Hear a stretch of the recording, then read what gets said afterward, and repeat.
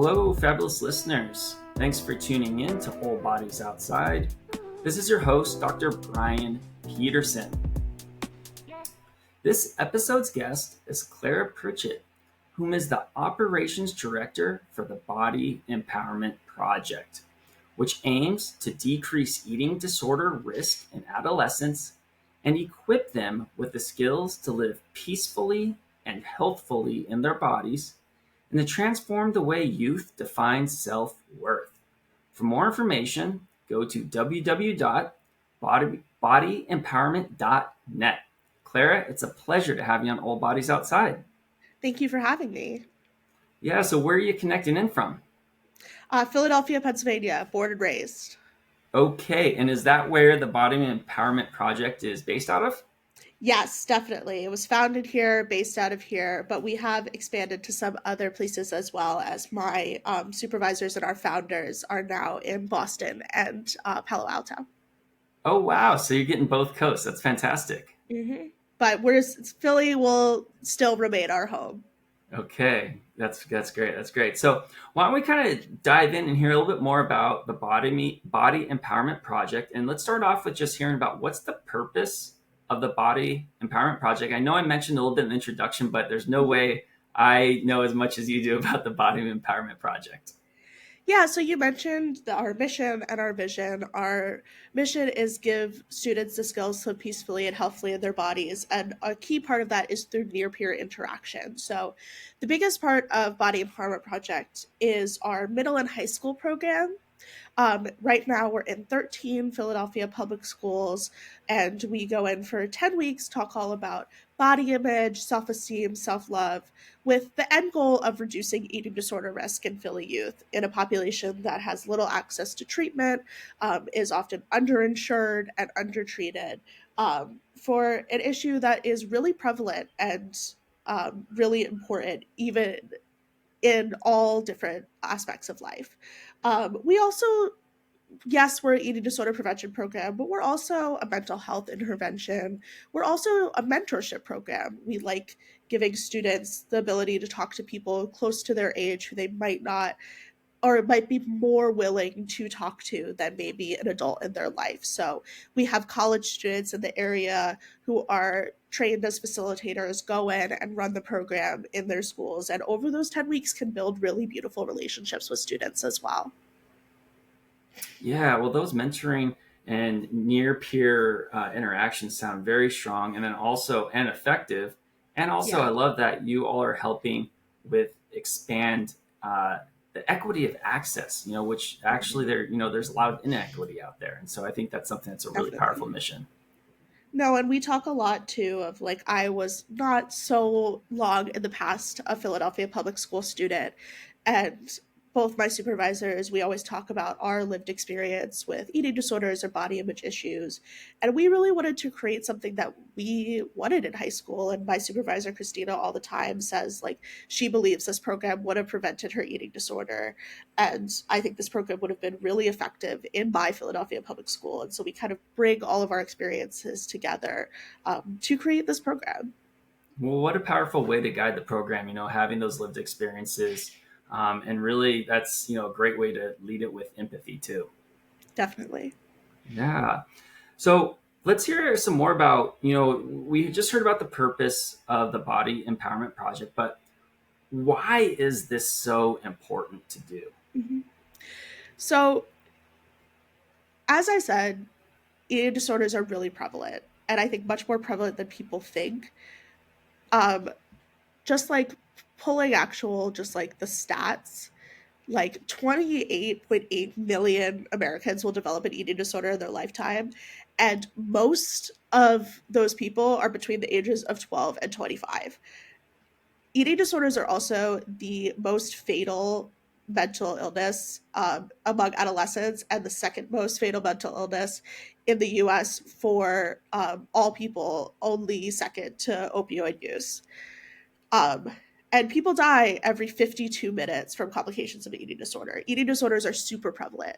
And I think we also have this idea that eating disorders affect one type of person. Usually, that when we say, like, oh, this person has an eating disorder, it's like you think of somebody who is thin, you think of someone who is white, someone who is cisgender, someone who is affluent.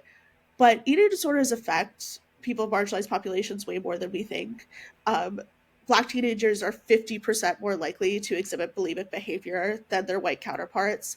And binge eating disorder is more common among all racially marginalized identities compared to their white counterparts. There's also increasing and significant research of eating disorder prevalence in trans communities, in trans and gender nonconforming communities, as well as LGBT plus communities.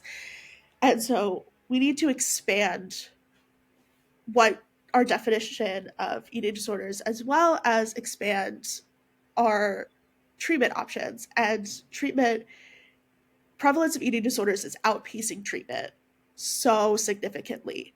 But eating disorders are preventable illnesses, and we should be treating them through a preventative lens. And so that's our goal, is to tackle this huge issue before it has to get to expensive treatment that is often not covered by insurance, especially in our population that, again, is underinsured. So how do we um, re-examine the way we tackle this issue from a preventative lens? Yeah, that's fantastic. And I loved how you kind of broke it down into some different um, demographics and whatnot. And also that, eating disorders are so prevalent, and the way that it's perceived societally is this stigma. Like, it's almost like we don't talk about it when we shun it to the side. I think it's really important for, going back to the mentorships that you talked about and the interactions with near peer interactions. That's a really healthy approach. No, definitely. No, and we often get people who are like us, who run Body Empowerment Project, who have their own lived experience and want to create a world that does not have to go through the same things that they did. Yeah, totally, totally. So, how many adolescents have you worked with while you've been at the Body Empowerment Project? Well, in the last 2 years of our official programming, it's been just about 500. Wow, that's fantastic. Yeah, thank you. And so, what are And we some? also, Yeah, go for it. no, go ahead. Oh, I was gonna I say, was we also have our college program and our college facilitators, which I also kind of count in that, which has been about 50. nice, nice, nice. So, okay, you got about you've had a lot of impact out there already in 2 years, and so do you mind kind of just sharing some anonymous success stories? Yeah. So I have a lot of little moments with students that I love. Of We have a lesson all about diet culture, and I was at a school because I visit them a lot, even though I'm not facilitating this semester, even though I have in the past. Um, and I was at a school visiting, and all the students came in and they were so excited to tell their facilitators about the diet ads that they've been noticing on the highway. And I was like, they're ready. Like, they know what they're going to see. They know that it's messing with their head, and they know that they're going to come back and tell their facilitators about it and be like, I can't believe that, that's just on while we're driving to school that I have to see that. And I was like, I loved it. It was one of my favorite moments this semester. Um, but there's definitely some students who I like have longer and like I don't know how to describe it, but we had our end of year event in April, and we bring all of our students together in one place from all of our different schools, as well as our school contacts and our org contacts and some treatment centers in the area. And the best part of the event is always listening to students speak. And so I had some students and I knew I wanted to speak. And then I also asked if any students wanted to speak, and I asked my facilitators if any of them would be interested in speaking. And there was one student who I facilitated with first semester and came back second semester. And I went to the school that week and I was like, hey, we really want you to speak. And they were like, oh, I don't know about that. And I was like, no, like what you have to say is so important. We really want to hear you. It was also the student's birthday, the day that we did it. And I was like, oh, come on. It's like, you have to do it. You have to do it. And every student who spoke was so nervous, but he was really, really nervous. And he got up on that stage, and I was so proud of him. And he just spoke so eloquently about his relationship with his body and what it meant to him to have people in his school who were able to give him space to talk about these issues. And like, I've had that same student, other students tell me like this is the only place that they felt comfortable like being trans or talking about being trans. And I've had people who are willing to kind of tell facilitators things that they maybe weren't able to tell other adults, and we were able to get them like help in their school. I also love seeing students who get to like take their work that they do in the program and bring it to the broader world. So like I've had students who wrote poems in workshop, and I can share some of those with you as well. And one of them even read it at our event. We even had a student who did the program last year, and Nick News was doing a program about body positivity and asked us if we had any students who would be interested in speaking, and one of our students said yes, and so he got featured on national television. Like, our students are everywhere, and they're just so smart. And I wish I had known the things that they know now when I was in high school. But I love getting to watch them like learn and grow. Yeah, and the fact that they're willing to share these really strong and powerful testimonials, I think speaks really highly of the program. Mm-hmm. No, and it's always, we always say like we have the research to back our work, like have we have all the numbers, but none of it matters without our students. And getting to hear them speak is like, I read most of their speeches before they spoke, because they like asked for my help or I offered it, and I usually like to see what they write, and it didn't matter. They got up there and I was bawling. Like I could not listen to them and not get emotional.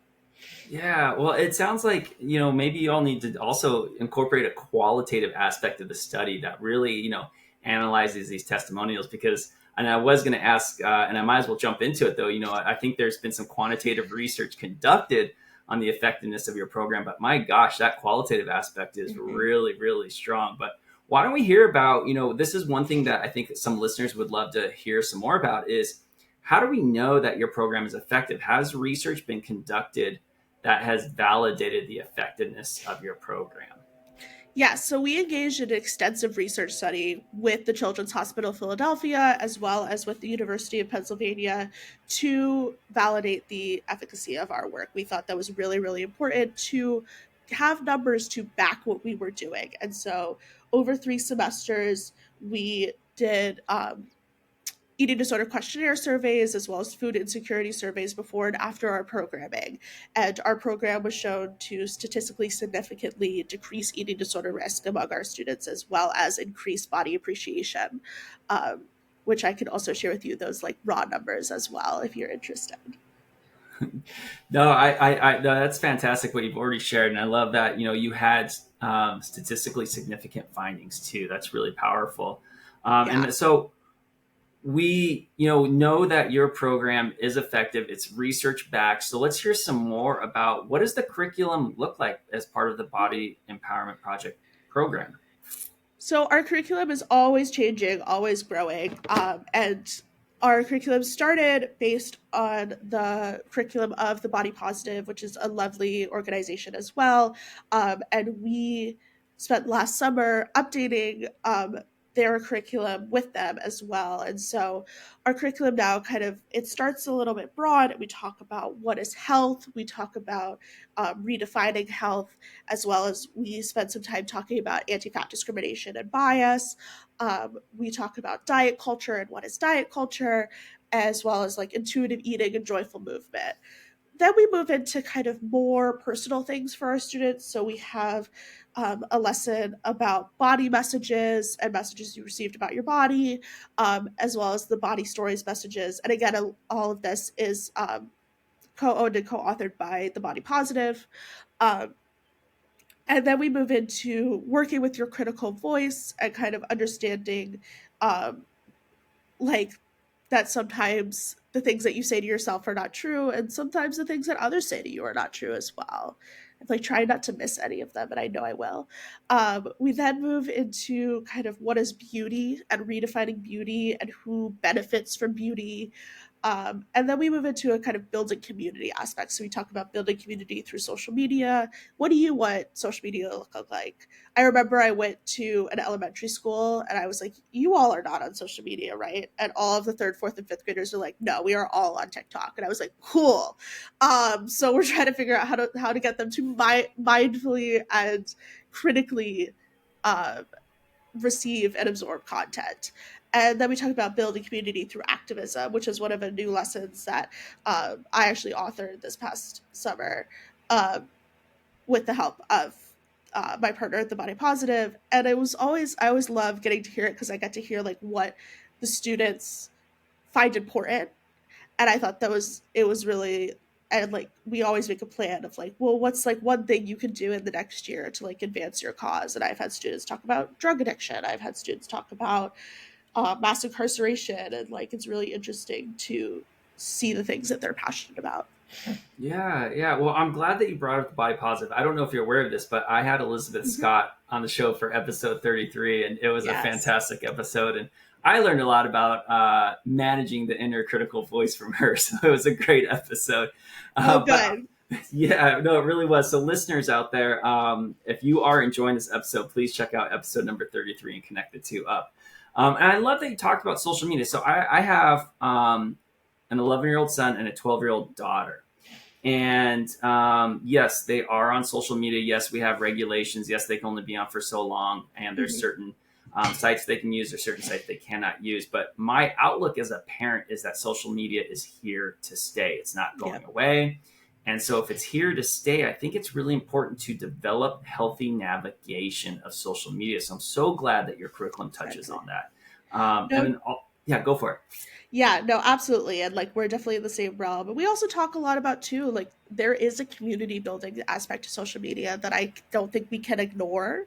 And I think it can be really beneficial in some ways as long as our students kind of have the skills and the tools to understand what they're consuming and why it's in front of them. And I think that's what we teach a lot more. Yeah, yeah. Well, this is all I think wrapped up in terms of, I did the episode with Elizabeth Scott, but also just having two adolescents in my life. This is all Hmm. like what led me to invite you onto All Bodies Outside. Like, there's a lot that I'm trying to learn as a parent too, Hmm. and so this is all stuff that helps me hopefully navigate parenthood a little bit more effectively too. No, I have a lot of conversations with parents as well as like our teachers at schools and our school contacts, and I often think that like they sometimes need it more Yeah. than the students themselves. Because I think especially I think it's getting better, but I think the prevalence of just being like able to talk about diets in social space and like talk about your body and think it's like, oh, it's just about me, I'm not talking about anybody else. And I'm like, no, like you understand that like when your mom said something about her body that like it affected you and it affects your students. Like I've had teachers walk in, like we'll be having pizza and like they'll be like, oh no, like I'm on my diet, I'm trying to be good. And I'm like, I cannot have you in this room right now.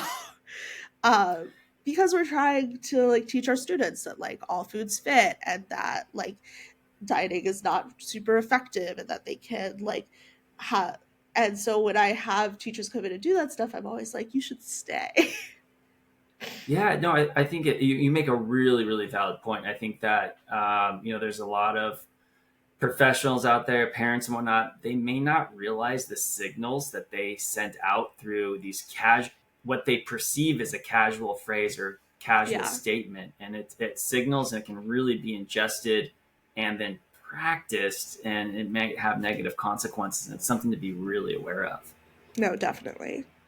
Yeah. So, why don't we kind of talk about this within the scope of the Body Empowerment Project? So we've talked a lot about your work with adolescents, but what about outside of adolescents? I mean, I really do think that there's some parents and some adults and some professionals that could really benefit from your program. And so, what other types of professional trainings do you offer? So we do offer trainings for school, like faculty and staff, as well as just like anybody who's really interested or wants it. We are a part of the professional development day for the school nurses in the Philly school district. So we teach them all about like different types of eating disorders and like signs of eating disorders and like how to kind of create a more body positive and body inclusive ecosystem in their school. So things like that, like I mentioned, like the little things you say, like really do impact your students. Or like things that like if you have to weigh your students, like let them step on the scale backwards or things like that. As well as just talk about like what is an eating disorder? I think I've learned a lot of that there's just not a lot of information out there about different types of eating disorders. I think people have a general idea of like what anorexia and bulimia is. I don't think they fully understand it. But I also talk about like binge eating disorder. I talk about RFID and like what different signals and signs that are specific to adolescents and specific to schools. um, my supervisor and I, who's now at Stanford Medical School, we also did a workshop with the medical students about anti-fat bias in the medical field.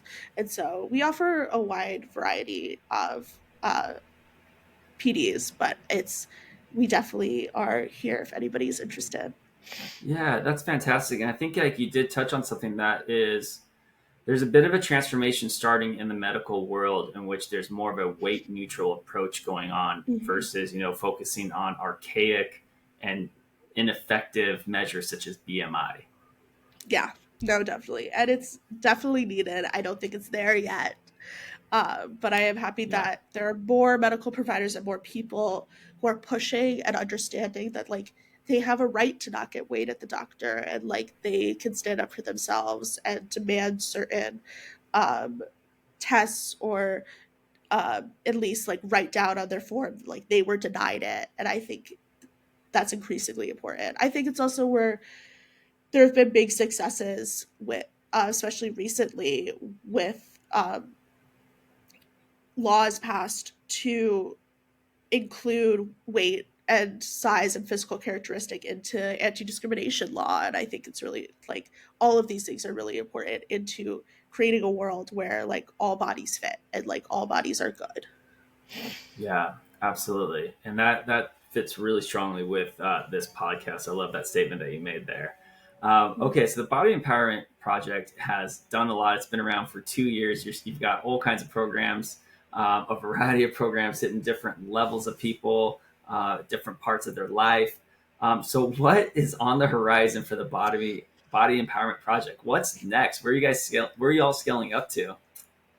So this is always an ongoing conversation weekly among the three of us who are our leadership team as well as our board. Uh, right now, our big push is to expand to some private schools in the area to get a consistent stream of revenue to keep expanding our public school programming. We're continuing to expand programming to universities. So Christina, who's in Palo Alto again, is planning on going into some schools there. Amanda, who is in Boston, is creating a college program up there. I think uh, we're the three of us in our hearts are ready to expand nationally. We're like, we got to do it. We want to do it. But it's a lot of legwork. It's a lot of people, and it's a lot of money. And so I think we have our plans to like what is it going to look like to we are incorporated in New Jersey, what it's going to look like to expand to New Jersey, what it's going to look like to expand a little bit outside of Philadelphia. Uh, but we also take a lot of value into the work that we're doing in our schools and don't want to rush into expanding it at the expense of the quality of our program, at the expense to the schools that we work with now. So we really are mindfully thinking about like what are our next steps, what do we need for our next steps, and so hopefully the biggest next step is another hire, to Yeah. start working on those things as well. Yeah, I really love how you explain that there, so that no one is left behind. They're still, Mm-hmm. receiving all the quality that your program has to offer. In Mm-hmm. terms of expanding and scaling up, what types of funding do you all try to go after? Is it grants? Are you looking for different types of investors? Mm-hmm. So we are primarily grant funded. We are also funded through like mass marketing campaigns, but we are primarily grant funded. We find it really important that our public school programming is completely free to all the schools who need it. And so we have some just like lovely organizations and foundations that have decided to fund our work. But we always, that's a big part of running a small nonprofit, is continually writing grants, continually searching for funding, and we um, always are. So if anybody wants to donate, you're welcome to do that as well. Yeah, well, it's being a nonprofit, it's quite the hustle. It really is. Like, Mhm. you're offering the programs, you're helping people out, but to keep the programs going and whatnot, we live in a capitalistic society, and it's tough to keep up sometimes as a nonprofit. So those grants are so important. But just writing grants is a really hard job in itself. Mhm. And we have some like lovely people who have been able to help us, and we've been outsourcing some more of that help. These are the times that I wish you could meet my supervisors, because they are like they are the epitome of the grind. Like they're both full-time med students and they pump out grants like nobody's Wow. business. Wow. Yeah, that's amazing. They are tireless. That is Oh yeah. amazing. Wow. I said in my speech at our end of year event, I was like, I bet you all who know them can imagine they're not easy to work for, but I like would not want it any other way. Yeah, well, I think that demonstrates their passion for what they're doing. They Yeah. are passionate, they're dedicated, they're disciplined, they're fully committed. Hmm. That's fantastic people to work with. Oh yeah, no, it's lovely. And we all like when they were searching for somebody to hire, we clicked personally before we even thought like I even applied for the job, and we were like, oh, this is gonna fit. And the three of us like we want to push this forward to expand to more students. We just also want to like be able to do it in our own backyard first. Of course, of course. I like that a lot. I like that a lot. Well, Claire, it's been a wonderful conversation. I really appreciate you taking time out of your busy schedule to come on to Old Bodies Outside to talk about the Body Empowerment Project. You all are doing wonderful, wonderful things for this world. So thank you very much. Thank you for having me. You're welcome. Okay, I'm going to throw on the outro music and we'll call it an episode.